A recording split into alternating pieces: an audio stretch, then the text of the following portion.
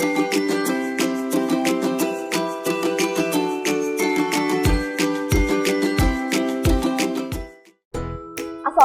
warahmatullahi wabarakatuh. Halo anak-anak kelas 9. Bagaimana kabar kalian di hari ini? Semoga kalian dalam keadaan sehat, bahagia, dan pastinya harus selalu bersyukur atas kondisi yang saat ini sedang kita alami bersama-sama.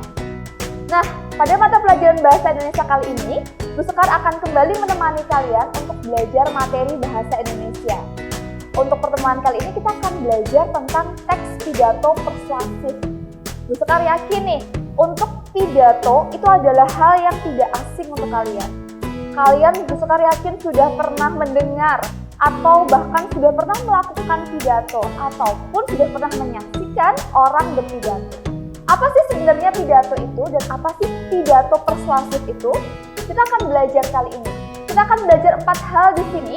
Yang pertama kita akan belajar tentang pengertian, kemudian ada jenis, ada metode, dan tujuan pidato persuasif. Kita simak penjelasan berikut ini. Baik, yang pertama ini adalah pengertian pidato persuasif. Pidato adalah informasi atau gagasan yang disampaikan pembicara di depan umum.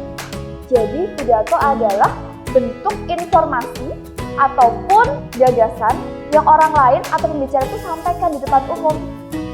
Untuk pidato persuasif sendiri adalah pidato yang bertujuan untuk mengajak, meyakinkan, atau membujuk pendengar untuk mengikuti apa yang disampaikan pembicara. Kalau tadi pidato adalah informasi yang disampaikan di depan umum, kemudian kalau pidato persuasif, dari kata persuasif sendiri kita ingat lagi, ini materi di kelas 8 sudah ada. Persuasif adalah bentuk ajakan, meyakinkan, bersifat meyakinkan atau ajakan. Jadi pidatonya itu memberikan informasi sekaligus meyakinkan dan mengajak pendengar untuk mengikuti apa yang kita sampaikan di dalam pidato tersebut. Kita ganti ke materi selanjutnya. Jenis pidato. Nah, di sini ada beberapa jenis pidato. Ada 4 jenis pidato yang harus kita ketahui. Yang pertama, ada sambutan. Kata sambutan pasti sudah tidak asing lagi di telinga kalian. Sambutan merupakan pidato yang disampaikan secara lisan maupun tulisan. Bagaimana maksudnya? Misal, ketika upacara atau ketika ada acara di kampung kalian, 17 Agustus misalnya, Ketua RT menyampaikan sebuah sambutan pada malam hari 17-an Agustus itu. Di situ disampaikan secara lisan. Itu merupakan sambutan lisan. Kalau sambutan secara tulisan bagaimana, Bu? Sambutan secara tulisan misalnya, SMA Muhammadiyah Plus mengadakan acara. Acara itu mengundang Bapak Wali Kota Salatiga. Tetapi ketika hari H pelaksanaan, Bapak Wali Kota itu tidak hadir. Kemudian beliau menitipkan sambutannya kepada wakil atau ajudannya untuk memberikan sambutan beliau. Nah, di situ sambutannya ditulis. Kemudian orang lain yang menyampaikan itu disebut sambutan tulisan. Oke. Yang kedua, ada pidato pemerintahan. Merupakan pidato yang berasal dari pemerintah untuk rakyat. Contohnya yaitu imbauan pemerintah. Contoh konkretnya, kita sering mendengar akhir-akhir ini semenjak COVID-19 ini merebak, pemerintah membentuk gugus tugas penanganan COVID-19. Setiap hari ada yang berpidato di depan media massa untuk menyampaikan tentang jumlah orang yang terkena COVID bertambah atau berkurang, dan semacamnya. Itu merupakan pidato pemerintahan. Pidato yang berasal dari pemerintah untuk rakyat untuk memberikan informasi. Atau bisa juga pidato kepresidenan. Misalnya Presiden kita Bapak Joko Widodo memberikan pidato kenegaraan tentang 17 Agustus, perayaan hari 17 Agustus, atau mungkin pidato lain yang berkaitan dengan pemerintahan untuk rakyat. Yang ketiga, ada pidato instansi. Apa itu instansi? Instansi adalah lembaga. Nah, pidato ini bersifat memberi penjelasan atau keterangan yang berasal dari suatu lembaga atau instansi. Bedanya apa instansi dan pemerintahan itu? Instansi adalah instansi itu di bawah pemerintahan. Contoh misal, Kementerian Pendidikan. Berarti instansi di bawah Kementerian Pendidikan ada dinas pendidikan, ada sekolah, dan semacamnya. Nah, Pidato instansi ini bersifat lingkupnya lebih intern atau lebih kecil. Misal SMP Muhammadiyah Plus, Bapak Kepala Sekolahnya memberikan pidato tentang anak-anak libur sekolah atau tentang pertemuan pembelajaran ditunda sampai akhir tahun misalnya. Itu merupakan pidato instansi. Yang terakhir ada ceramah. Nah, Bu Sekar yakin sekali untuk metode ceramah ini anak-anak pasti sudah tidak asing. Kegiatan berpidato dengan masalah yang disampaikannya secara umum biasanya diselingi dengan sesi tanya jawab. Misal, ceramah keagamaan, pasti kalian sering mendengar setiap pagi di Trans TV misalnya. Ada Ustadz Maulana atau Mamah Dedeh yang di Indosiar menyampaikan ceramah keagamaan. Itu merupakan jenis pidato juga anak-anak. Nah, biasanya di tengah-tengah ceramah itu akan diselingi sesi tanya jawab. Kita beralih ke materi selanjutnya. Nah, kali ini ada metode pidato persuasif. Metode itu apa? Yap, betul. Metode adalah cara. Jadi, seseorang ketika berpidato ada tata caranya. Di sini ada 4 metode pidato persuasif. Yang pertama yaitu memoriter. Di atas ini, yang pertama yaitu memoriter. Apa itu memoriter? Pidato memoriter merupakan metode pidato yang dilakukan secara hafalan. Contohnya seperti ini. Ketika Bu Sekar ditunjuk untuk berpidato dengan agenda memperingati Hari Kemerdekaan tanggal 17 Agustus misalnya. 1 minggu sebelumnya Bu Sekar sudah diberitahu, Bu, minggu depan silahkan menyampaikan pidato di depan umum. 1 minggu itu, dalam waktu 1 minggu, Bu Sekar membuat teks nih dari salam pembuka, kemudian isi, sampai ke salam penutup.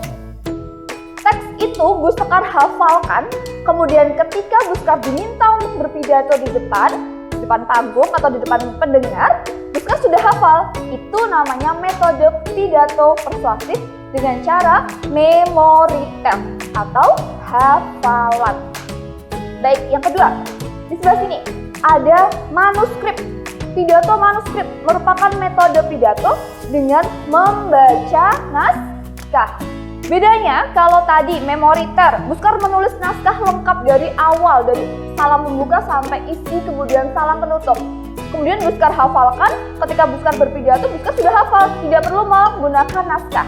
Tetapi ketika metode pidato manuskrip ini, teks yang sudah Bu Sekar tulis tadi, teks pidato yang sudah Bu Sekar tulis, Bu Sekar bawa ketika Bu Sekar berpidato di depan halayak umum atau di depan pendengar. Jadi Bu Sekar membaca teks pidatonya. Itu merupakan pengertian dari manuskrip. Kemudian ada model pidato atau metode pidato impromptu.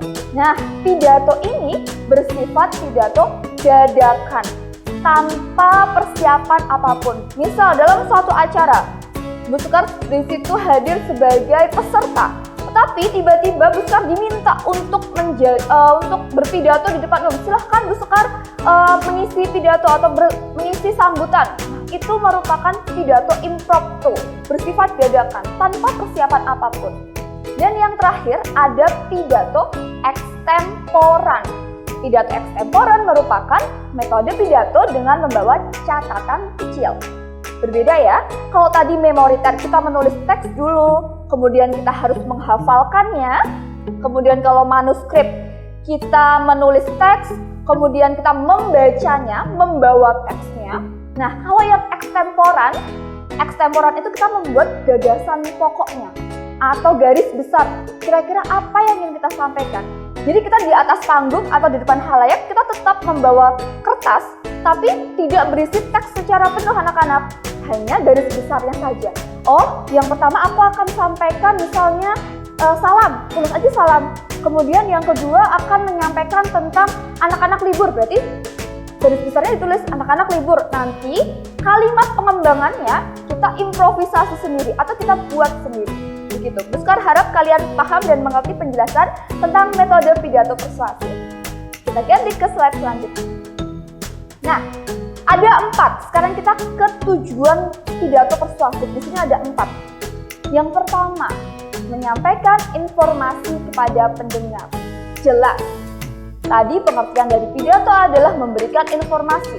Otomatis, tujuan dari pidato persuasif adalah memberikan atau menyampaikan informasi kepada pendengar, informasi yang belum mereka ketahui agar mereka lebih paham.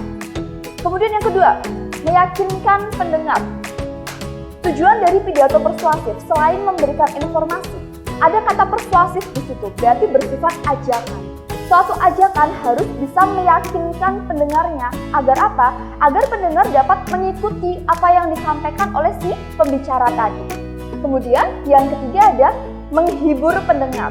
Nah, perhatikan baik-baik. Kata penghibur di sini bukan maksudnya memberikan lelucon ketika berpidato. Tetapi Bu Sekar ambil contoh misalnya ketika ceramah.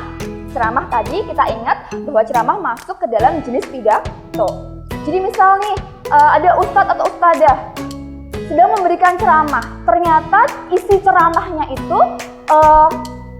adalah hal yang sedang kita butuhkan. Misal nih Bu Sekar lagi galau, Bu Sekar lagi sedih. Kemudian Bu Sekar mendengarkan ceramah dari ustadz atau ustadzah tersebut.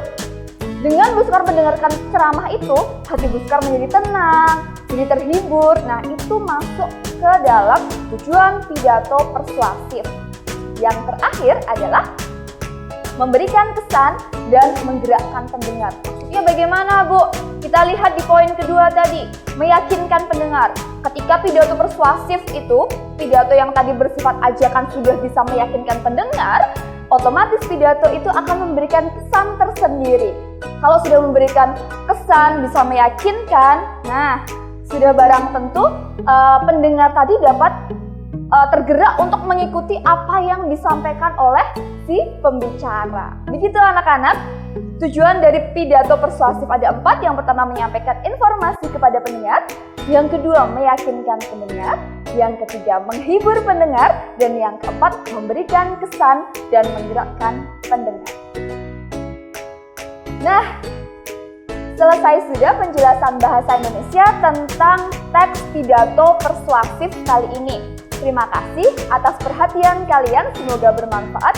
Bu Sekar akhiri, wassalamualaikum warahmatullahi wabarakatuh.